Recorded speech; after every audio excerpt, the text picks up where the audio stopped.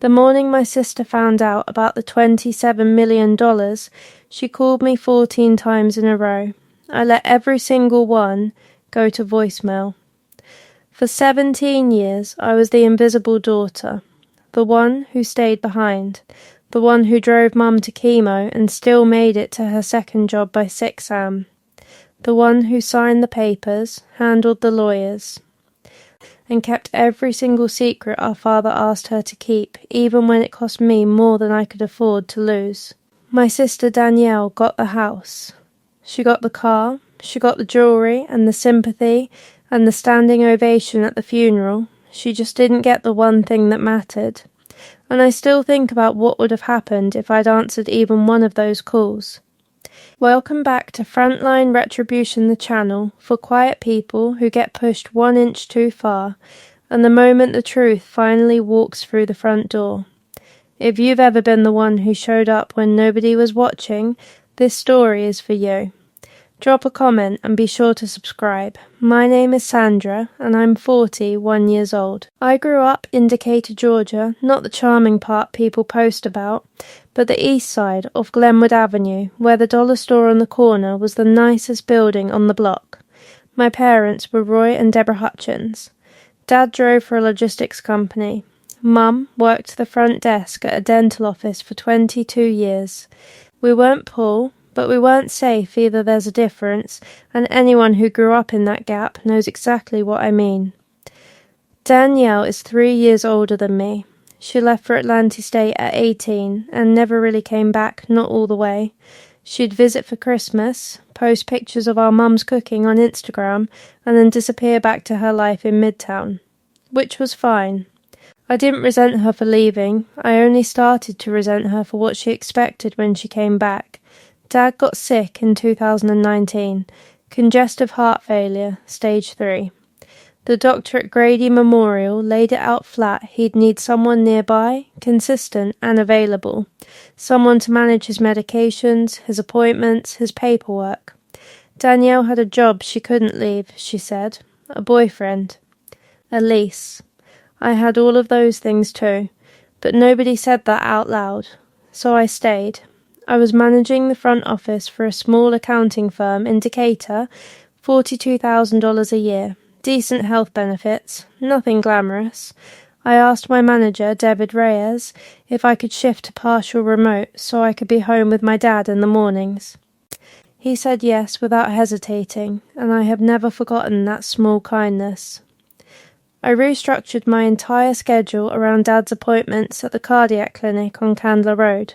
What I didn't tell anyone, not Danielle, not my co-workers, not even my closest friend Tara, was that I was also sending $350 a month to my mother. Mum and Dad had been separated for 6 years by then. She was living in a 1-bedroom in Riverdale, and her hours at the dental office had been cut. She never asked me for money. I just started sending it 1 month and never stopped. That was $350 I didn't have to spare. I was already paying $1,100 a month for my apartment on Flat Shoals. Utilities, a car payment. I started eating lunch at my desk every day, a protein bar, and whatever I'd packed from home, just to avoid spending money at the restaurants nearby. I told myself it was a health thing. It wasn't. Danielle came down for Dad's birthday in March of 2020. She stayed 4 days. She cried beautifully at dinner, held his hand, told him he looked great. He did not look great. He was 58 pounds lighter than he'd been the year before, and he forgot what month it was twice during that visit. But Danielle cried, and so she was the good daughter. I was the one refilling his prescriptions at the CVs on East College Avenue at 9:30 at night while she slept in the guest room. Nobody saw that. Nobody took a picture of it. Dad and I talked a lot during those months. Really talked the kind of conversations you only have when someone understands time is running out. He told me things I didn't know. Things about his father, about a business deal he'd made in the late 90s, about a man named Gerald Foss, who was his oldest friend and also, as it turned out, his business partner for the last 22 years. "There's something I need you to handle for me," Dad told me one night. It was February 2021. He was sitting up in the hospital bed we'd moved into the living room, and the lamp beside him made his face look soft and tired. When the time comes, Gerald's going to reach out to you. Not Danielle. You, I asked him why not Danielle. He looked at me for a long moment. Because you stayed. I didn't press him. I thought he was talking about the house, maybe some savings. I had no idea what he actually meant. Not yet. Looking back, that should have been my warning not to brace for something bad, but to brace for something so big it was going to change everything. Dad passed in April of 2021. He went in his sleep, which was the mercy he deserved. Danielle flew in the next morning, and from the moment she walked through the door of that house, she was in charge. She organised the service, picked the music, wrote the obituary, which was beautiful, I'll give her that, and accepted every condolence with the poise of someone who had been present, who had held on. At the reception afterward, one of Dad's colleagues from the logistics company pulled her aside and called her Roy's Rock. She accepted it. She didn't correct him. I was in the kitchen reheating food and making sure the paper cups didn't run out.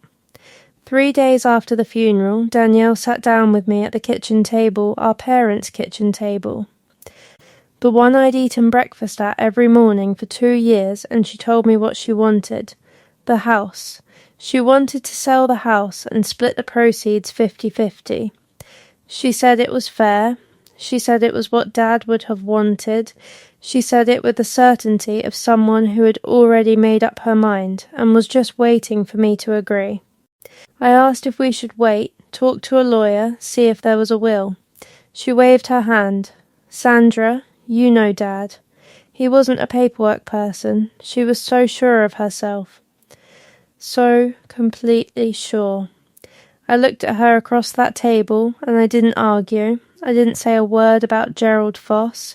I didn't say a word about the conversation in February. I just said, let me think about it. That was the moment everything began to shift, only neither of us knew it yet. Gerald Foss didn't reach out for 6 weeks. 6 weeks during which I helped settle Dad's estate, fielded calls from Danielle every other day about the house, and continued sending $350 a month to my mother in Riverdale because stopping felt like the one thing I couldn't do. Those 6 weeks were some of the hardest of my life, and not for the reason you might expect. It wasn't grief, exactly grief I could handle. It was the exhaustion of grief without acknowledgement, of being the person who had been there and having no language to say it that didn't sound like a complaint. I'd go to work, do my job, come home to my apartment on Flat Shoals, and sit with it. I was eating cereal for dinner more nights than not. Not because I couldn't afford real food I could, but because cooking for one felt like too much effort when the inside of my chest felt like a waiting room. Tara came over one Saturday. She brought food from the Jamaican spot on Candler Oxtail, rice and peas, and sat with me on my living room floor because I hadn't bothered setting up at the kitchen table. She didn't say anything particularly wise. She just sat there. That was enough. Danielle called on a Thursday evening in mid-May. She'd found a real estate agent. She'd already gotten a preliminary valuation on the house, $310,000. She was ready to move. I told her I still needed more time. She got quiet in the particular way that meant she was annoyed. Sandra, I have a life I need to get back to. I can't keep this in limbo. I thought about the 2 years of limbo I had lived in. The mornings I'd gotten up at 5 and to drive Dad to his 6:30 cardiac appointment because the early slot was the only one he could get. The Thanksgiving I skipped because he'd had a bad week and I didn't want him alone. The night I sat in the parking lot of Grady Memorial at 2 and waiting for test results and called no one because there was no one available to call. I didn't say any of that. Give me 2 more weeks, I said. She sighed. Fine. Gerald Foss called on a Tuesday morning in late May. His voice was warm and slow, the kind of voice that sounds like it has time. He introduced himself, said my father had spoken of me often, and asked if we could meet in person. He said it was important. We met at a diner in Stone Mountain, the old one on Main Street, that still has the wood-panelled booths. Gerald was 70, maybe, with big hands and a hearing aid in his left ear. He ordered coffee and a piece of pie and didn't touch either one. He put a folder on the table between us. Gerald and my father had been quiet partners in a logistics software company since 1999. Dad had contributed early technical work. He'd had a gift for systems design that his driving job never reflected. Gerald had handled the business side.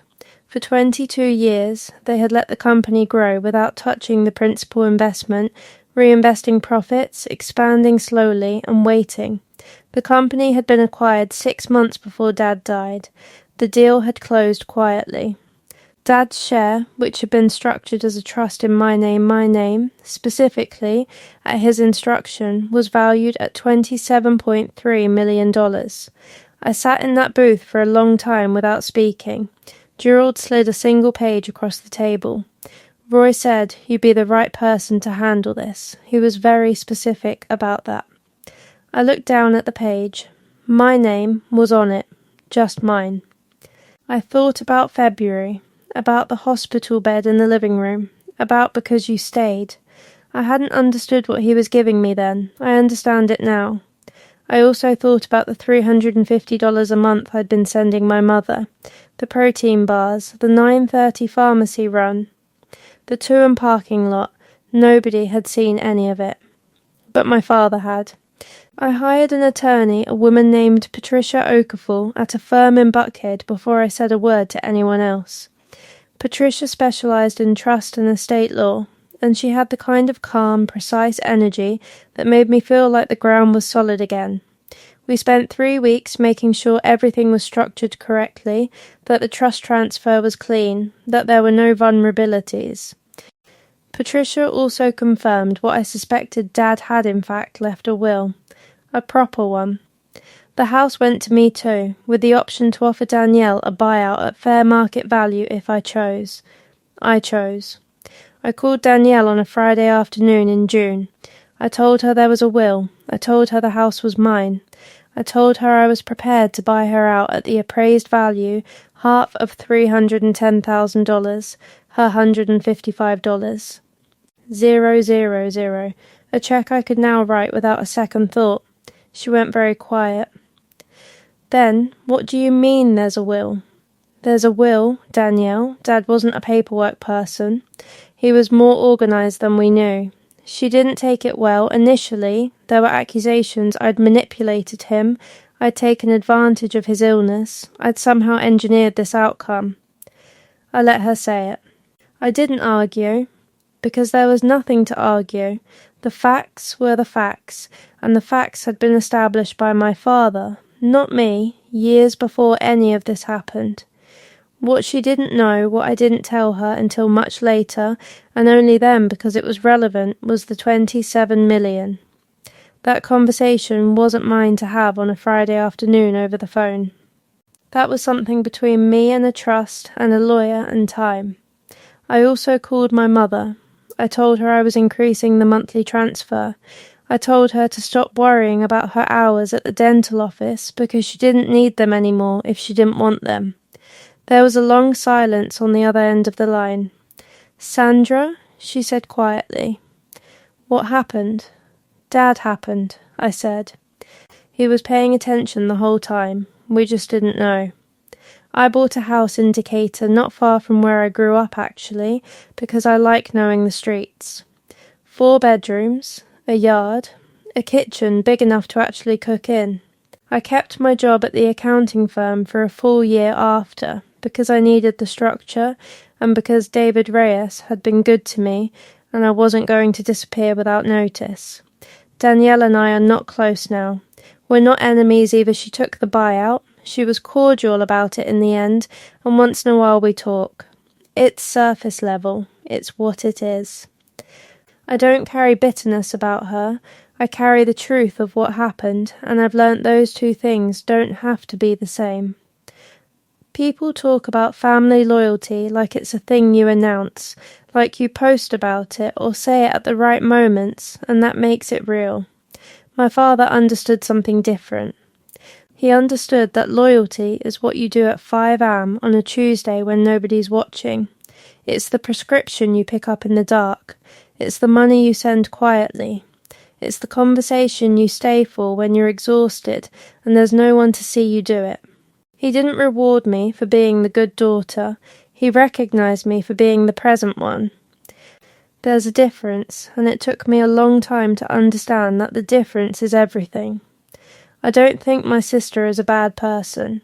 I think she made the choices she could live with, and I made the choices I could live with, and in the end my father made choices too. He made them quietly, the same way I had. Maybe that's where I got it. If you are the one who shows up not for the credit, not for the applause, not because anyone asked, I want you to know that it registers. Even when you think it doesn't. Even when the room is full of people who didn't notice. Someone notices. Someone always notices. If this story hit you somewhere real, you know what to do. Subscribe to Frontline Retribution, and don't forget to drop a comment below. I read every single one.